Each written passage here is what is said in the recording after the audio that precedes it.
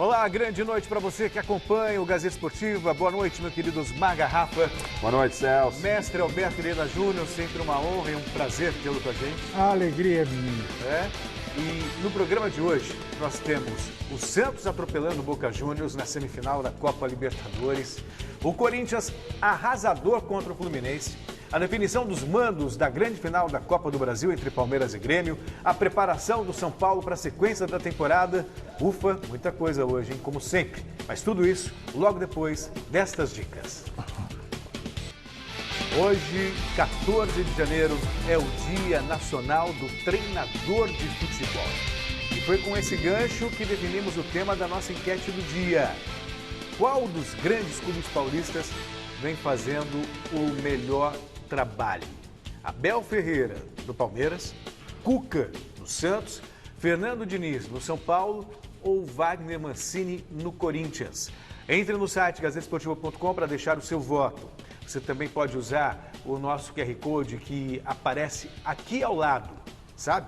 E também não se esqueça dos vídeos pelo WhatsApp, de até 10 segundos. Anota aí o número, DDD 11 99479 1633. 11 99479 1633. Que difícil, hein? Porque cada um tem um contexto, né? Então, eu diria que são bons trabalhos. Agora, qual é o melhor? Hoje eu estou de Michelo. Então, vocês que se virem. Não, mais uma vez. Boa noite, Celso. Michelo foi bom, né? Tá bom. Boa noite, mestre. Prazer. Assim, é muito legal a gente ver o futebol paulista em ascensão. Temos uma final paulista na Libertadores, né? Isso é espetacular, né? Não há de se questionar. Eu até dizia sobre o trabalho do Abel, que ainda é um início de trabalho. O Abel está no seu primeiro enfrentamento. Só para que você tenha ideia, o Abel ainda não sentiu o que é a torcida do Palmeiras. Né? Tamanha... Nem tem ideia do que é um derby. Exato. Vai ter o primeiro Corinthians e Palmeiras dele na próxima segunda-feira. Então, tudo muita novidade. Ele teve algumas disputas com equipes medianas. Algumas ele sofreu, outras ele passou com tranquilidade. Né? Contra o River, fez uma partida brilhante lá em Buenos Aires, épica, e depois um desastre aqui, mas isso não tirou o mérito do Palmeiras, eu disse e repito sempre, não tirou o mérito do Palmeiras ser finalista, porque a classificação é em 2 jogos. Então, o português, para mim, ele ainda carece mais de observação. Então, eu já excluo o português. O Diniz está fazendo um belíssimo trabalho no Campeonato Brasileiro, isso a gente não pode negar. Né? O trabalho do São Paulo, a gente não via há muito tempo São Paulo liderando, apesar da oscilação que está tendo e agora tem que dar uma resposta no final de semana, mas o ano do Diniz do São Paulo não foi realmente muito bom. O time foi eliminado na primeira fase da Libertadores, Sul-Americana, no Paulista não chegou nem à semifinal, mas o Diniz está se recuperando no Campeonato Brasileiro. O Mancini é uma gratíssima surpresa com esse Corinthians, a gente até falava antes do programa, a gente não esperava aqui, né? O Corinthians está brigando aí por vaga na Libertadores, já estão sonhando em G6, o Chico está eufórico com isso. Mas, para mim, não há nenhuma dúvida que o técnico do ano, né? Eu já coloco do ano, em termos de Brasil, para mim, chama-se Cuca. Da velha guarda, ultrapassado, conhecido com cabelo de peruca, não é bonito igual o Abel, que fala cabelo que ele é bonito. Peruca ou de boneca? É de boneca, cabelo de boneca lá, porque ele tem implante, né? Não é europeu e tal. E o que ele está fazendo com o Santos é para tirar o chapéu. É para tirar o chapéu. E daqui a pouco eu quero falar um pouquinho mais do Cuca. Então, para mim, Cuca, mas seco, sem dúvida nenhuma. Essa é uma boa escolha. Os 4 mereciam, mas tem o seguinte, o Abel, ele recebeu o time encaminhado, azeitado do Cebola. É isso aí. Cebola deu O caminho das dica, pedras. o caminho das pedras. Vai lá que você... E ele conseguiu alguma projeção e depois teve essa queda e tal. Que é natural. O Diniz ele teve que enfrentar, além dos problemas de um time que não contratou jogador, um time que tem várias falhas técnicas, ele teve que enfrentar uma má vontade desgraçada da mídia e do torcedor e da diretoria e tudo mais. Conseguiu um feito, ter deixado São Paulo nessa condição aí muito digna, né, do campeonato. pode até ser campeão, deve ser campeão, pelo visto. O Mancini está fazendo um milagre, mas com um detalhe, é um milagre perfeitamente previsível. Porque ele trabalhou com a serenidade, a tranquilidade, a inteligência de botar esse time, de organizar a coisa. A única coisa que ele fez, na verdade, foi organizar o time. O Corinthians era um time desorganizado. Os nossos brilhantes companheiros costumam chamar o futebol, por exemplo, que o Corinthians praticava com o Carille e tal, de reativo. Reativo. Os resilientes dizem isso, viu, Marcelo? Que na verdade é uma bela retranca. O re é de retranca.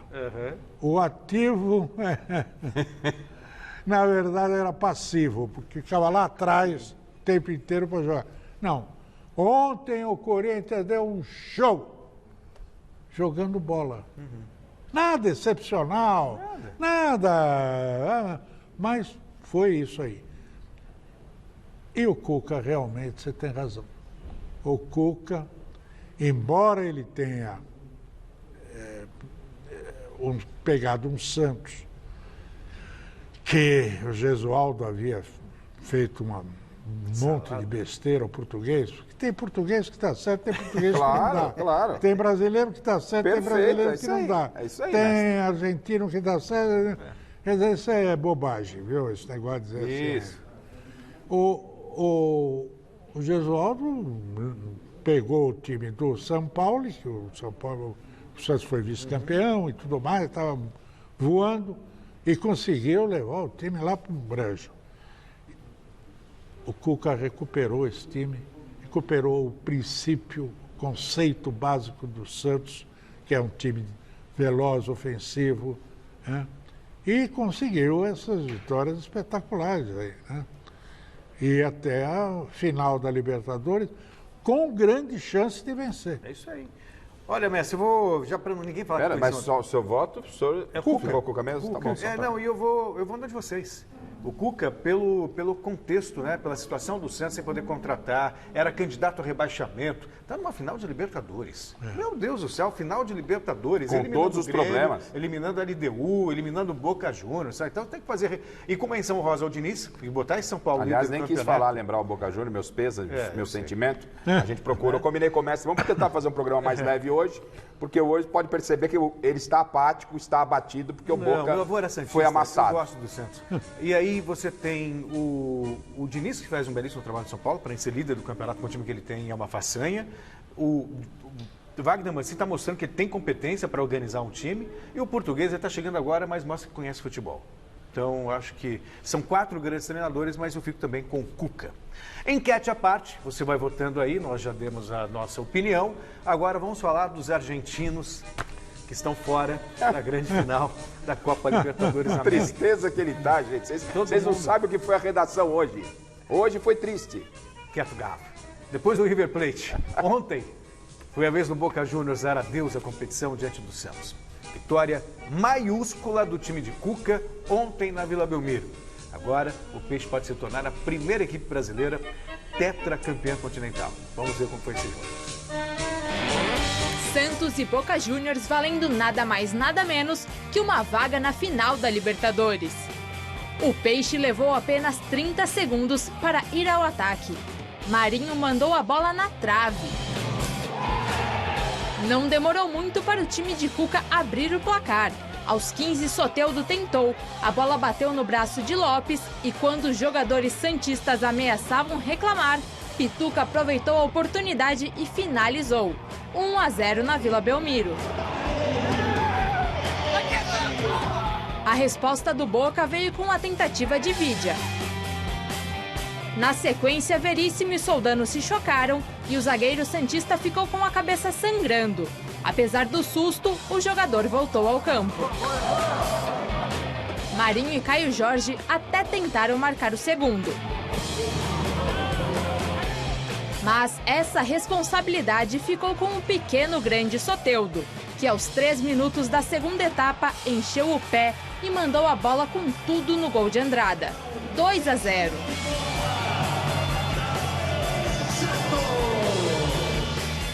E logo em seguida, Lucas Braga também marcou o dele. 3-0.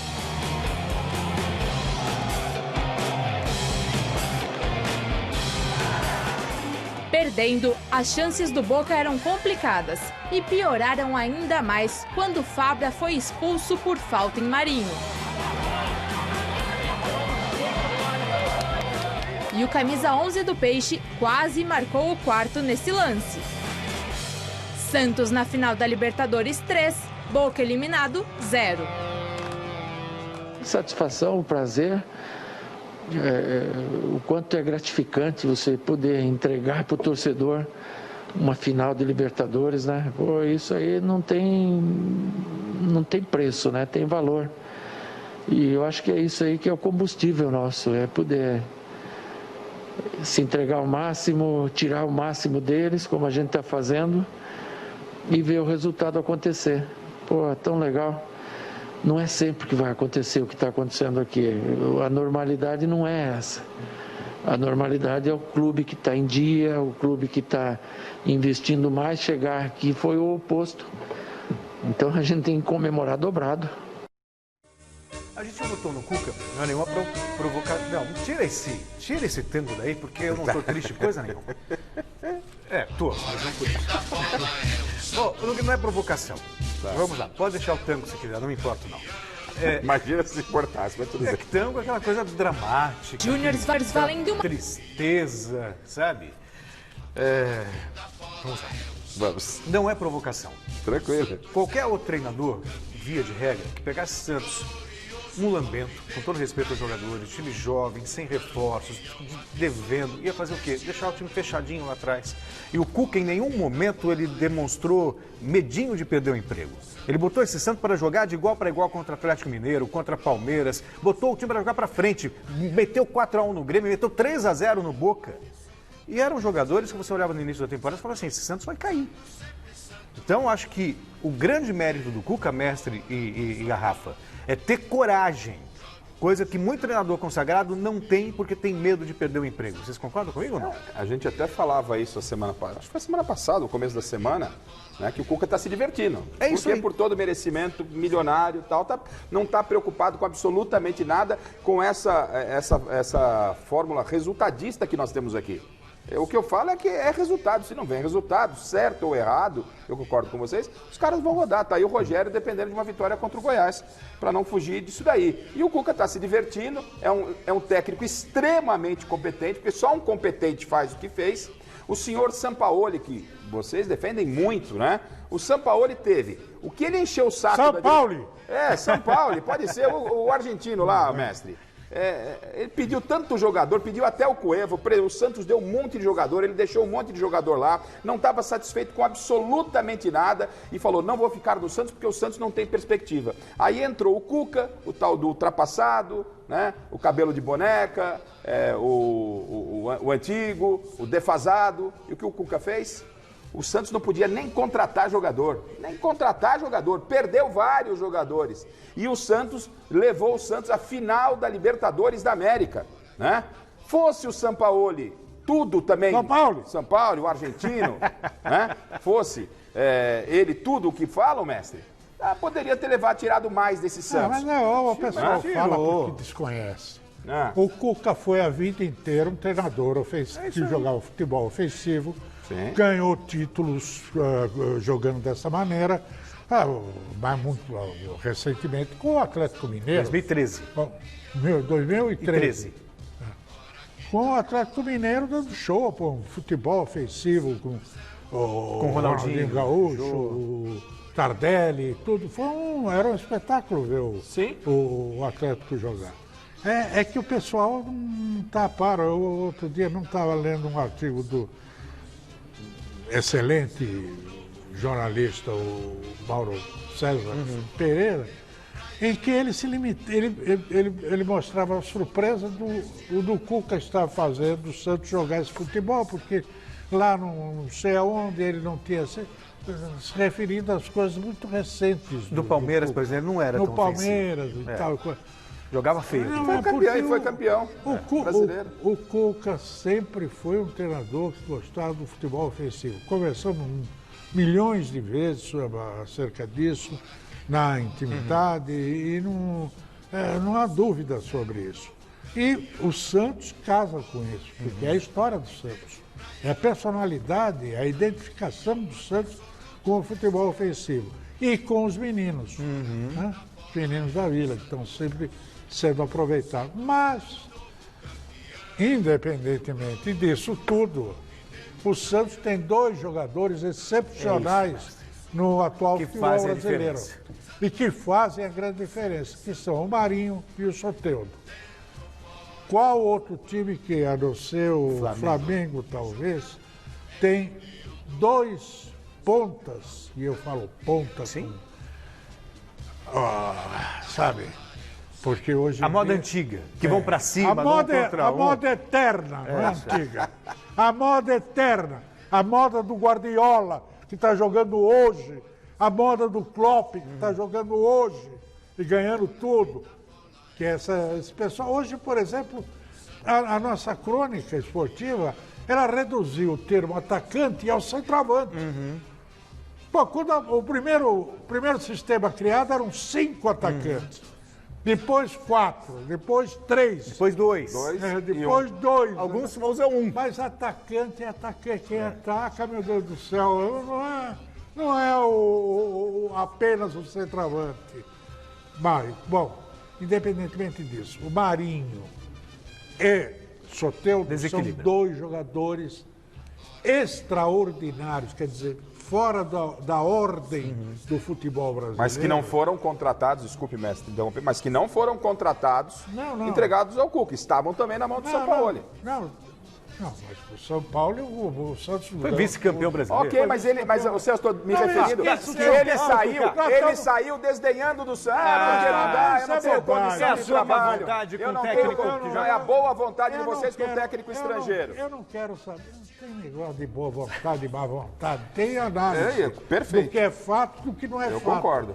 O fato é que o Cuca teve esses 2 jogadores à disposição e eles fazem a grande diferença. Eu tenho um técnico estrangeiro aqui, que é chileno, que está também falando assim, vamos, então vamos. Viva Chile! Um dos técnicos estrangeiros aqui também, viu, Garrafa? Eu sei. Dorme com essa. Um dos destaques do Santos da temporada, o atacante Marinho, roubou a cena numa live feita nos vestiários da Vila Belmiro. Luan vai ser comprado, hein? Amanhã. Luan vai ser comprado por... Faz atende! O Luan já foi comprado. Luan já foi comprado. Hoje, agora tem o Pix, já faz a conta. Já faz o Pix. Agora a gente recebe até o salário. Agora a gente recebe até o salário atrasado. Quando é que vocês vão pagar nós? Amanhã. Pronto. O Chimene falou que vai pagar nós amanhã, tô tranquilo. Ó, boa a postura do Marinho. Sabe? Que tem muita gente quando as coisas vão mal. Isso. Salário está atrasado, como se fosse justificativo. O Santos está com o salário atrasado, está na final da Libertadores da América. Mas é triste, né, Celso? Eu estou entendendo o que você está falando, mas Sim. É triste e que isso não vire rotina, né? Que os dirigentes não se escondam atrás desse episódio Santos, que é uma situação pontual. Esse não é o caminho das pedras. Se o Santos superou esses obstáculos, muito graças ao Cuca, como nós dissemos aqui, que trouxe o grupo. A ponto do Marinho ter declarado, ter chamado o Cuca naquela época, quando estava ainda mais confuso a situação administrativa do Santos, chamava ele de presidente. É isso aí. Ou seja, não é só o técnico bom dentro das 4 linhas, é também como gestor, que é muito importante, diga-se de passagem. Além de ser um dos maiores treinadores brasileiros em atividade, como nós estamos destacando aqui, Cuca provou que também tem o dom da profecia. Veja o porquê na matéria do José Paes.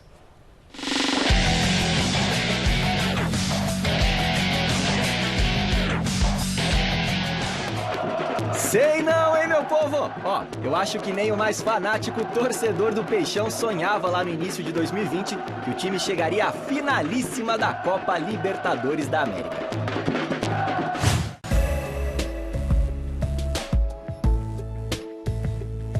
Mas teve um cara aí que a galera santista conhece e conhece muito bem, que sempre acreditou que esse sonho poderia se tornar realidade.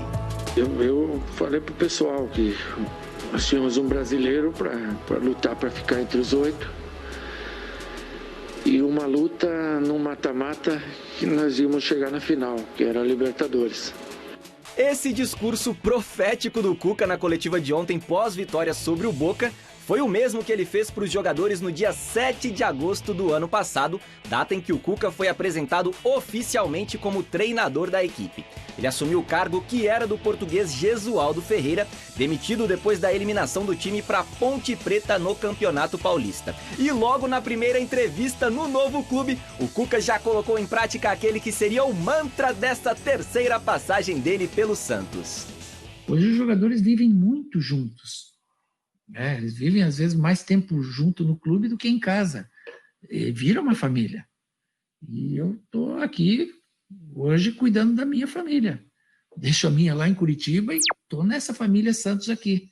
E quero pensar junto com eles assim até o final. 5 meses se passaram desde que o Cuca deu essa entrevista aí que a gente acabou de ver agora.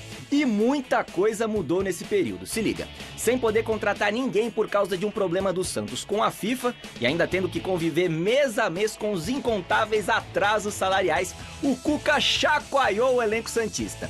Além de blindar os atletas de um ano eleitoral turbulento, o treinador resgatou a confiança dos jogadores com aquilo que ele faz de melhor, trabalhando.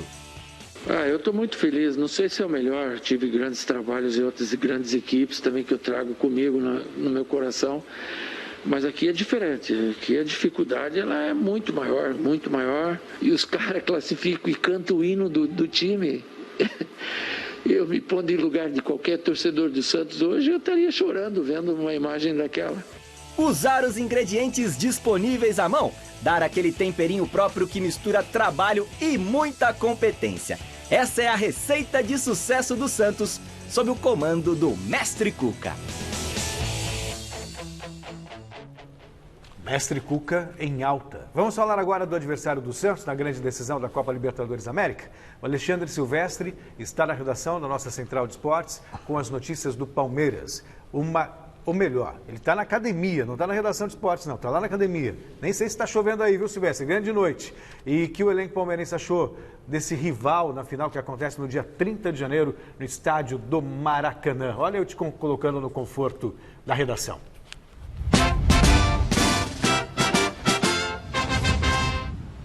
Ô Celso, boa noite a todos. O Palmeiras acho que está muito mais aliviado pela própria classificação do que pensando no adversário, porque Boca é carne de pescoço, o Santos também vive um grande momento, o Palmeiras está lambendo os beiços, porque classificou-se aqui no Allianz Parque depois de um jogo dramático, perdendo para o River, e é isso que importa mais para o Palmeiras nesse momento. Voltaremos a falar de Libertadores, porque o Palmeiras, se é finalista com o Santos da Libertadores da América, é finalista também da Copa do Brasil contra o Grêmio. E hoje ficou definido que o Verdão vai decidir em casa. As datas podem mudar, mas o primeiro jogo é no Sul e o segundo jogo contra o Grêmio aqui no Allianz Parque. Dia 11 de fevereiro, o jogo de ida. Dia 17 de fevereiro, o jogo da volta. Se o Palmeiras conquistar a Libertadores, vai ter Mundial. Aí a CBF muda essa data. Primeiro jogo para Porto Alegre, dia 28 de fevereiro. A primeira final da Copa do Brasil contra o Tricolor Gaúcho. E o jogo da volta no dia 7 de março. O Abel Ferreira pode ficar de fora da final, porque ele foi expulso numa fase de mata-mata da Copa do Brasil contra o Ceará. Reclamou do juiz, ofendeu o árbitro e tal, e vai ser julgado na próxima segunda-feira. Se punido, Abel Ferreira não poderá ficar à margem do gramado.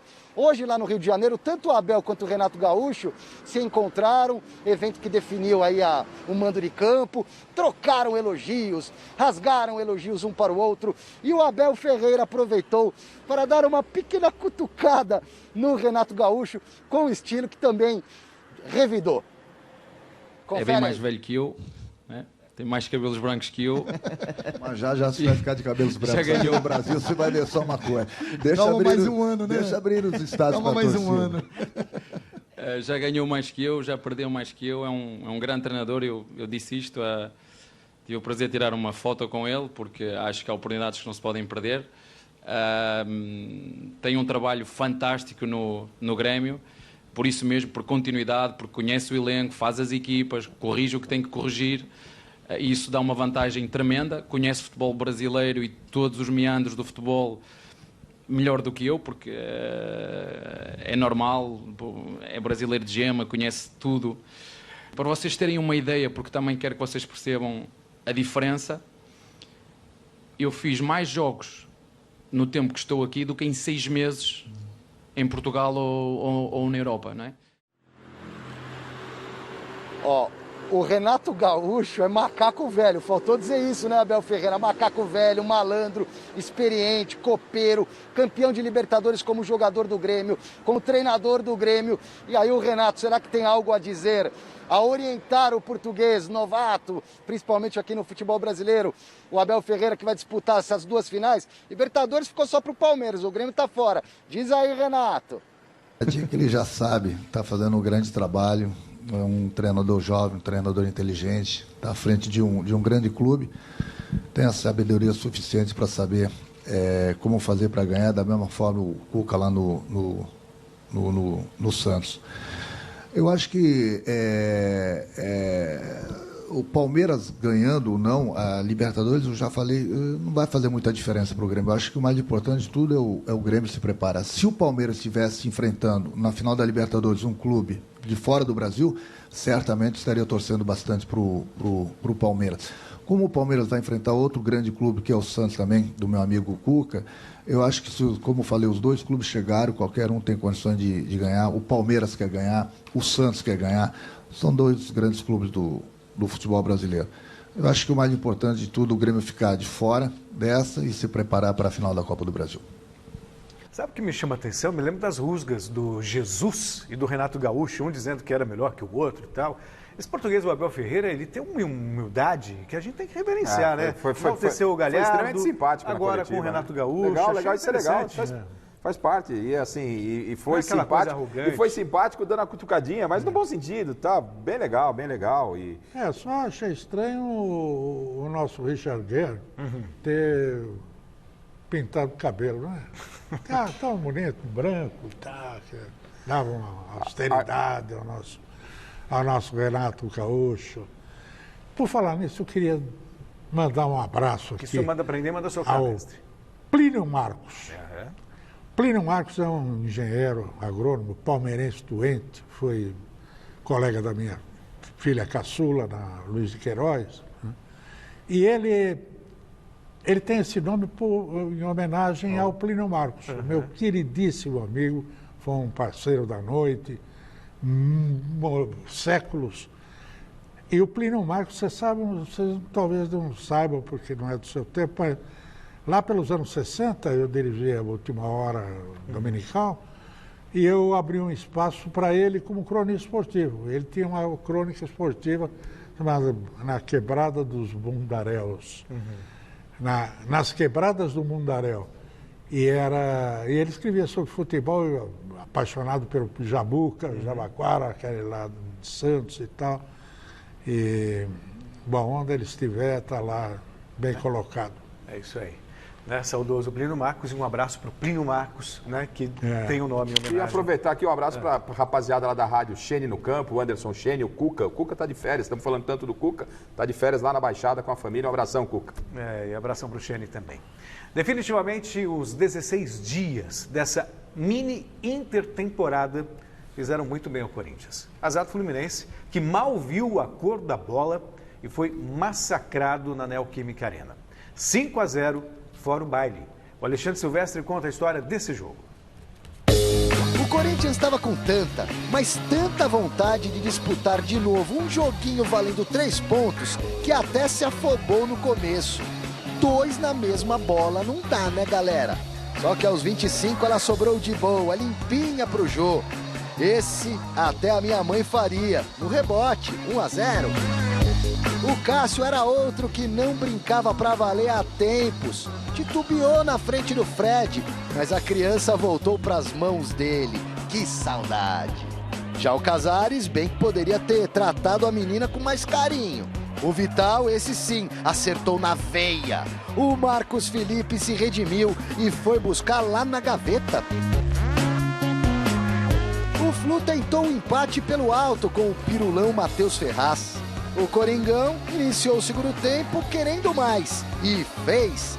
Novamente jogada pela direita, passe do Mosquito e o Casares meteu 2-0. Opa, a porteira abriu. O baixinho Fagner marcou um golaço de gente grande, ô louco! E quem disse que um raio não cai duas vezes no mesmo lugar? Caiu, Matheus Vital não passou vontade. Inclusive o Luan, no apagar das luzes, marcou dele, viu? Pode acreditar, 5-0, que massacre!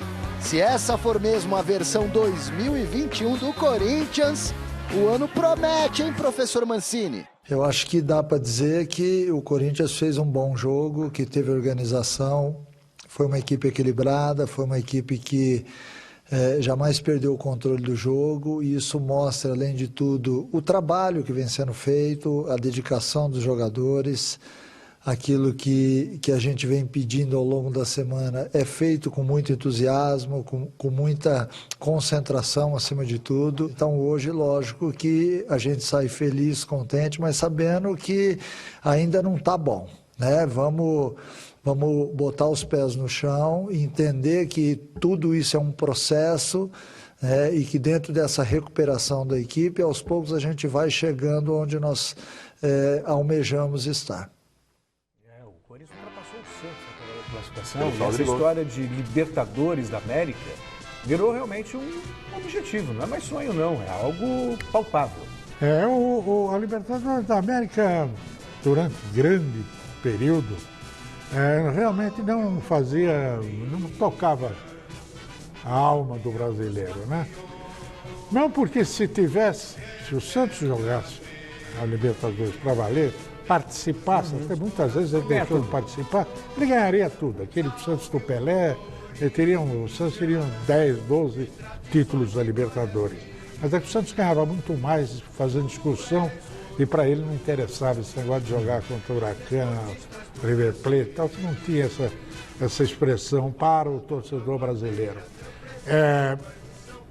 A Libertadores só passou a ter interesse, voltou a ter interesse a partir da vitória do São Paulo, no começo dos anos 90. Aí é que voltou a ter. Mas o fato é que o Corinthians ontem, cara, olha, fazia tempo que eu não vi o Corinthians jogar bola. Foi a primeira vez que eu tive o prazer de ver o Corinthians jogar desde antes do Carille, desde o tempo do Tite, vamos dizer. Porque no tempo do Carille era aquele negócio, um time fechadinho. Saber sofrer. Não, agora é um time equilibrado. Equilibrado não, equilibrado de verdade, não é esse equilibrado que os técnicos brasileiros costumam dizer, que é um eufemismo para retranca. Fecha, o equilibrado deles é 7 atrás e 3 na frente. Né? Isso não é equilíbrio, nem matemático, nem aritmético. Bom, o fato é que o Corinthians jogou muito bem ontem, mereceu a vitória, 5-0. Não é brincadeira, não. E teve um Fluminense, né, que tentou nos primeiros 15, 20 minutos jogar de igual para igual para o Corinthians e sentiu que não ia dar. O primeiro tempo termina com 1-0 e no segundo tempo o Corinthians acha realmente uma partida, um time encaixado, um time que você vê um time organizado. Organizado.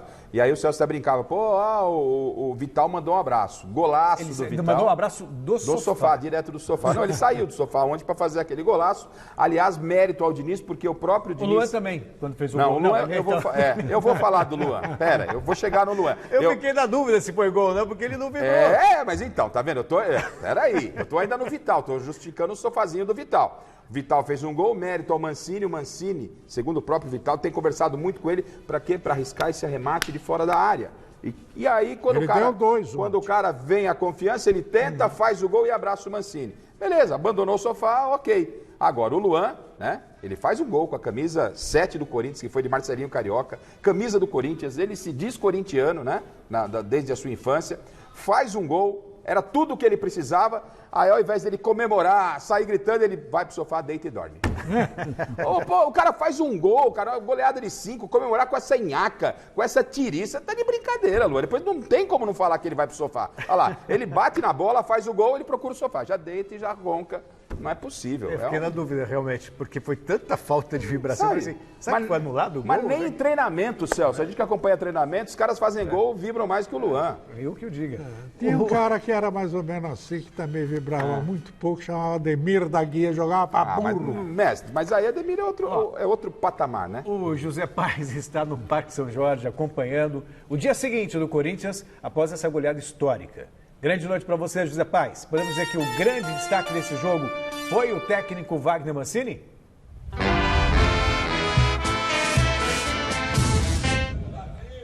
Pois é, Celso, foi sim. Um abraço para você, um abraço para todo mundo que está acompanhando o Gazeta Esportiva. Você já ouviu falar do mancinismo, Celso Cardoso, ou mantinismo, para usar aí o sotaque do mestre Alberto Helena Júnior? Pois é, o mancinismo é como a torcida corintiana vem chamando esse trabalho aí do Mancini, que está dando super certo aqui no Corinthians. Nós temos até alguns números para mostrar aí para vocês do técnico Wagner Mancini à frente do timão. Ele que já tem 15 jogos no comando do Corinthians, 8 vitórias, 4 empates e só 3 derrotas. Pois é, um aproveitamento de mais de 62% no geral. Se a gente levar em conta só o Campeonato Brasileiro, esse aproveitamento é de mais de 69%, melhor até que o do São Paulo, que é o líder do Campeonato Brasileiro. O São Paulo tem um aproveitamento no Brasileirão de cerca aí de 64%, 64,4%. É um trabalho excelente do técnico Wagner Mancini. O Corinthians está invicto há 7 jogos, ganhou os últimos 4 jogos, enfim, tá dando tudo certo. E aí, ontem, na entrevista coletiva pós-massacre para cima do Fluminense, 5-0, a rapaziada perguntou lá para o técnico Wagner Mancini em relação à ofensividade do timão. Isso aí que o mestre Alberto Helena Júnior vinha falando. Vamos acompanhar o que disse o Mancini. Dá uma olhada. Eu acho que o que aconteceu no Corinthians foi que nós atacamos a parte defensiva primeiro, ajustamos o meio-campo, chegamos na parte ofensiva e, consequentemente, essa equipe passou a jogar melhor e a ter mais oportunidades de gol, porque todos eles sabem jogar, porque nós temos atletas que são muito capacitados, não só dentro das suas funções, mas dotados de uma parte técnica que facilita. Então, quando você arruma a equipe, naturalmente essa equipe vai jogar melhor. E é o que eu estou vendo em campo. Embora a gente não tenha que exigir deles um jogo ofensivo, a equipe é ofensiva por si só, pela escalação que tem e muito mais em cima da característica dos jogadores, né? Então eu acho que uma coisa acabou levando a outra. E Celso, olha só para a gente arrematar esse assunto aí do Wagner Mancini. O Corinthians tem o 3º melhor aproveitamento do retorno do Campeonato Brasileiro. Está atrás só do Grêmio e do Palmeiras. E o primeiro gol do Corinthians ontem para cima do Fluminense resume bem o que vem sendo esse trabalho do Mancini, viu, Celso? Bola de pé em pé, desde a zaga. Na hora que o Fagner vai fazer o cruzamento, tem 5 jogadores ali dentro da área para finalizar. O Jô faz o gol. O Gabriel está jogando muito bem, está pisando na área. Uma coisa que o Mancini vinha pedindo muito para ele. É um jogador muito forte na marcação, mas que está chegando muito bem também à frente. Daqui a pouquinho eu volto, viu, Celso? Direto aqui do Parque São Jorge, com mais informações do Timão e projetando o derby da próxima segunda-feira. Tem Palmeiras e Corinthians no Allianz Parque segunda que vem, viu, Celso? Muito, viu, José Paz? Até daqui a pouco, então. Especialmente o lado direito está trabalhando direitinho, né? Triangulações entre Gabriel, o Gustavo Mosquito e o Fagner, que é uma belíssima opção ofensiva. É verdade, esse lado direito ninguém tem o que contestar. Mas recuperou o lado esquerdo, que era problemático, com o Fábio Santos. Que deu mais segurança defensiva. É um cara que chegou, arrumou, colocou a casa em ordem naquele setor. Outra coisa, o Gemerson que joga, hein? Gemerson agora entrou na zaga. Gemerson fechou bem ali. Quer dizer, o Corinthians está bem organizado e você viu, toca a bola. Sabe o que é isso aí? Jogar futebol. Isso aí. Simplesmente jogar futebol, jogar bola. É isso aí que o Corinthians está fazendo, que não fazia. E o Casares falou que acabou com esse problema de noite, né? Nesse momento de pandemia que não tem balada, realmente acabou. A gente espera que a pandemia acabe logo, vamos ver como é que ele vai se comportar, né? Mas está jogando muito. E o Cantígio também, ele tem uns lançamentos em profundidade para quebrar a linha. Todas as baladas fechadas, tá jogando muita bola. O Alexandre Silvestre está de volta agora com as notícias do São Paulo, ele que é polivalente. E a pergunta que não quer calar. E o Luciano Ronaldo? Não, brincadeira, só o Luciano.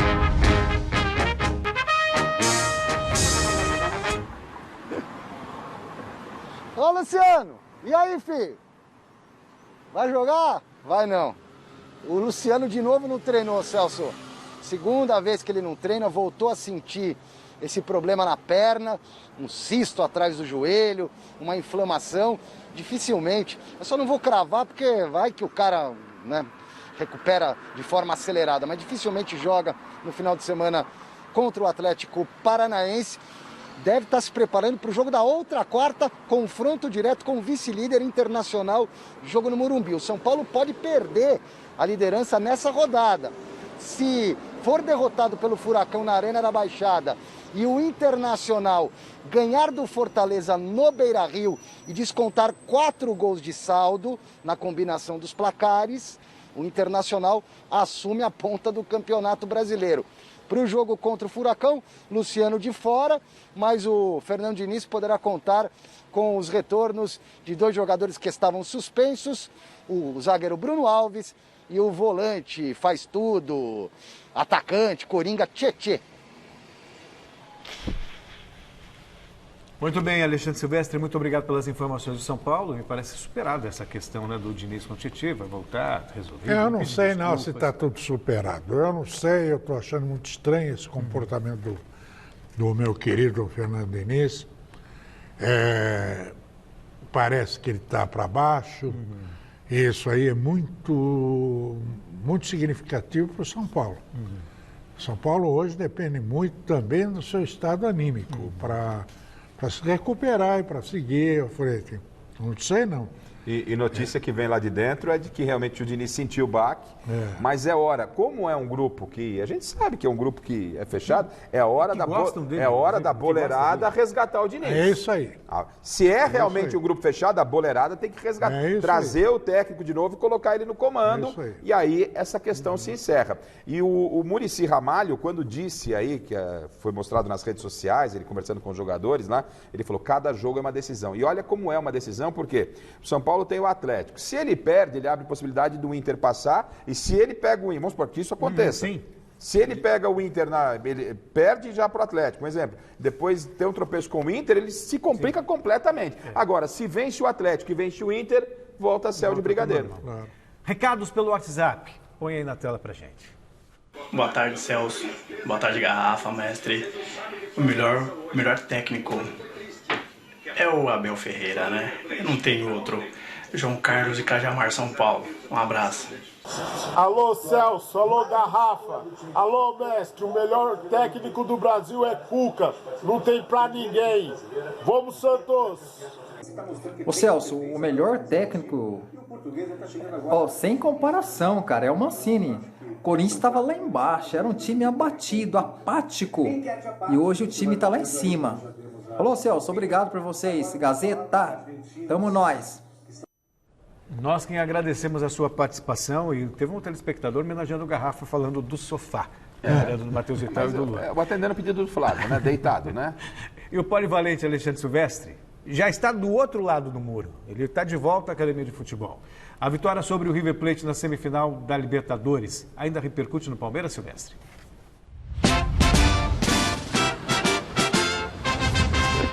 Vocês vão me deixar mais maluco do que eu já sou, viu? Repercute, mas vamos pensar um pouquinho que o próximo jogo é Campeonato Brasileiro, é amanhã, partida contra o Grêmio, né? O Palmeiras vai enfrentar o Grêmio no Campeonato Brasileiro aqui no Allianz Parque.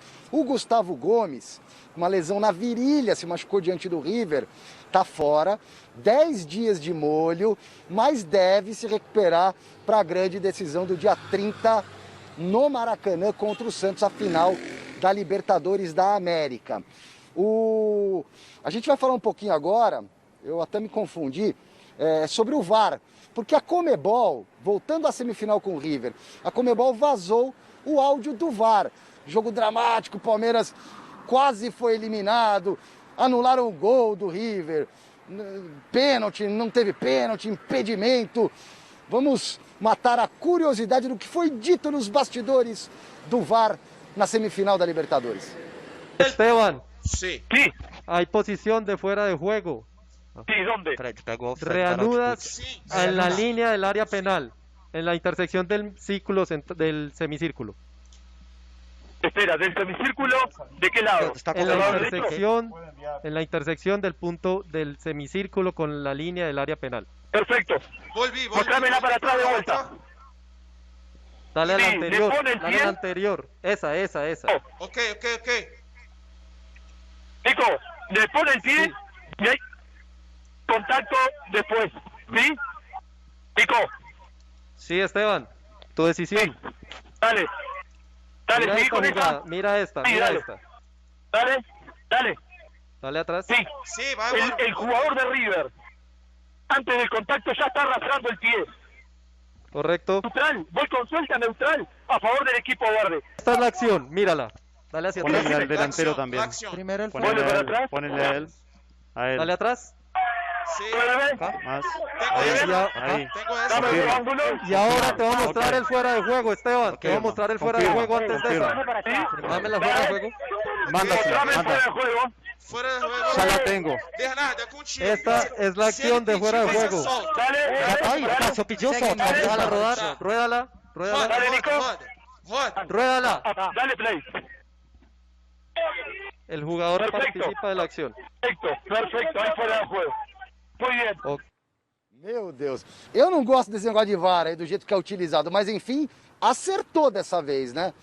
A favor do Palmeiras, inclusive, de maneira a fazer justiça. Outro que ajudou o Verdão a se classificar, além do VAR, foi o goleiro Everton, que falou hoje com a imprensa.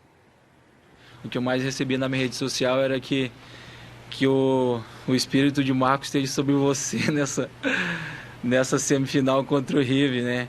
E acho que ninguém imaginou que, né, ia passar muito pelas minhas mãos naquele, nem eu mesmo. Eu até me assustei quando eu fui escolhido melhor em campo, porque quando você estava dentro, tão envolvido no jogo, tão ligado no jogo, que depois falaram que eu fiz 10 defesas no jogo, nem eu acreditei. Eu falei, que hora que eu fiz 10 defesas no jogo? Em que momento que eu... E você chegou e falou, não, você foi melhor em campo. Mas que hora que eu fui melhor em campo? Eu estava tão louco nesse jogo mas eu fico muito feliz de poder ajudar. Eu só quero que nessa história toda se repita igual 99, então, né, que acabe dessa forma. Acho que esse é o maior desejo, não só meu, mas de todo o torcedor palmeirense, é que tudo se acabe como 99. Esse é o nosso maior desejo. Temos 30 segundos para o Everton. Grande fase e um dos melhores do Brasil para mim é Everton. E está fazendo a diferença a favor do Palmeiras. É isso aí. Diferentemente do Silvestre, eu acho que o VAR mais acerta do que erra. Em outras épocas teríamos, né, gols, impedimento, pênaltis não marcados e o resultado seria injusto. Passada a euforia pela vitória arrasadora sobre o Fluminense, o Corinthians agora tem o derby pela frente na próxima segunda-feira, às 19h no Allianz Parque. E o José Paes tem informações ou mais informações sobre a preparação para esse clássico. Então conta para nós, Zé Paes.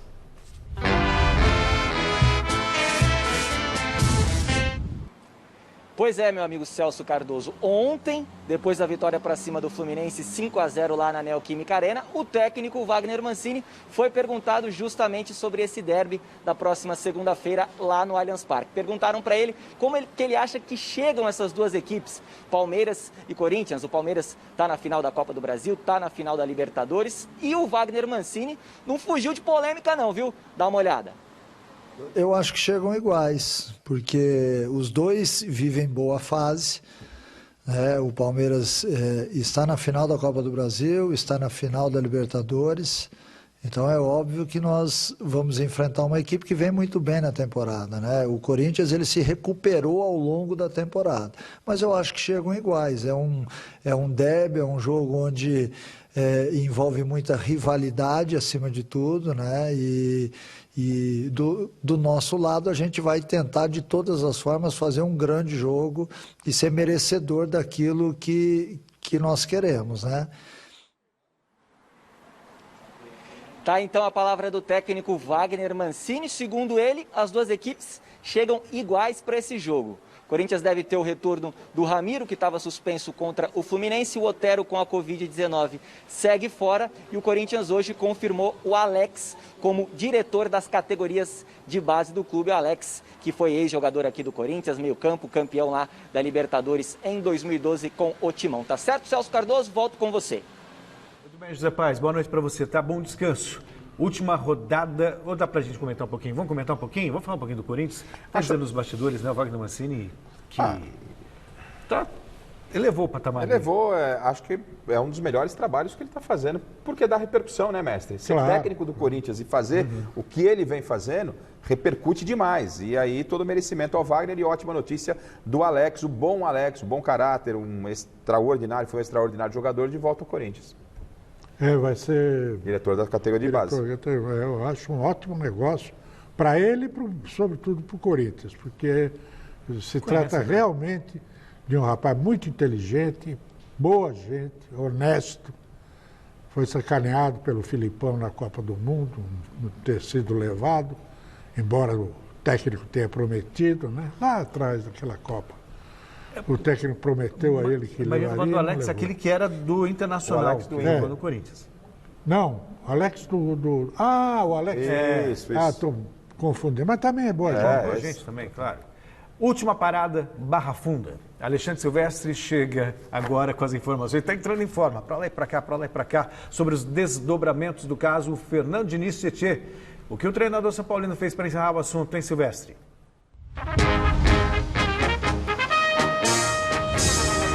Ô Celso, não valoriza tanto o meu passe não, porque eu dou 2 passos para lá e 2 passos para cá. A movimentação é bem tranquila. O Garrafa há pouco matou a pau essa história do Fernando Diniz. Ele sentiu sim o baque. Ele, técnico do São Paulo, pediu desculpas para o Tietê depois da treta, pediu desculpas públicas, desculpas para o elenco. Dizem até que o Diniz ligou para a família do Tietê para se desculpar, até porque ele goza de uma relação de muito tempo com esse jogador, desde o Audax e tal. Então, e que o Diniz agora está mais pisando em ovos e que até os próprios jogadores estariam estranhando o comportamento do Diniz. Será que o Diniz vai recuar e vai perder essa energia? Eis a questão. Algumas vezes você tem que rever comportamentos. Obrigado, Silvestre. Boa noite para você. Você tem que rever comportamentos. Claro. Eu só explicando a minha confusão, porque o Alex, do Palmeiras, ex-Palmeiras e tal, ele abandonou a televisão anunciando que ia ser técnico. Então eu fiz essa ligação. Já esse ano. Olha, a questão é, se o São Paulo superar o Atlético, superar o Inter, tá tudo superado, resolveu. Se não, Diniz está assim, o futebol vive disso, não tem jeito, né? Mas é hora, e eu acho que com o Muricy lá, ele vai contornar a situação. O Muricy é muito experiente, o Muricy, como ele é psicólogo, botava o divã na frente do espelho e fazia uma terapia, viu? Entre ele com ele mesmo. Funciona. Aí resolvia o problema. Né? Os conselhos que dá para os outros, use para si mesmo. É verdade. Né? Resultado da nossa enquete. Qual técnico dos grandes clubes paulistas vem fazendo o melhor trabalho? E a maioria respondeu que é o Cuca, com 48% dos votos, concordando com os nossos votos aqui. Obrigado, Garrafa. Obrigado, mestre Alberto Helena Júnior. Para você, uma boa noite. Fique agora com o Jornal da Gazeta. Até amanhã com mais um Gazeta Esportiva a partir das 18 horas. Tchau.